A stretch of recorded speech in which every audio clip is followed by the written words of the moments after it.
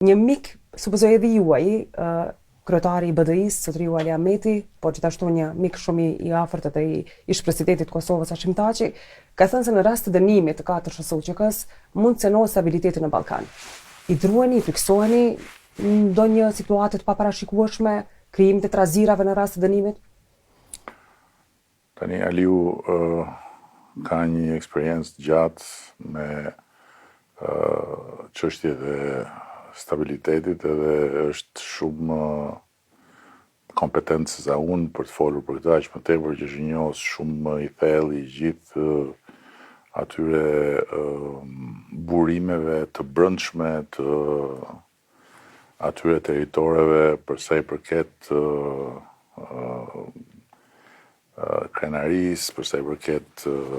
Sedrës, për sa i përket ndjenjës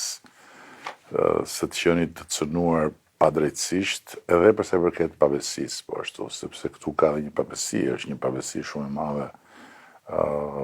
nëse do të përdorim fjalën shqipe, e cila ka i kuptim shumë të rënd për ne shqiptarët. Dhe për te asaj që ka thënë Aliu, unë besoj që pa shkuar në parashikime ogurzeza, e gjithë kjo histori është një histori shumë e trishtueshme, edhe është një histori shumë zhgënjyese, që unë kam përshtypjen do të lërë gjurmë tek vendet që sponsorizojnë të gjykat dhe kam përshtypjen që në një moment caktuar do të zgjohen për ta reformuar këtë lloj sistemi kaq zhgënjys. Por fatkeqësisht në momentin që flasim, këtu nuk kemi çfarë bëjmë tjetër përveç se të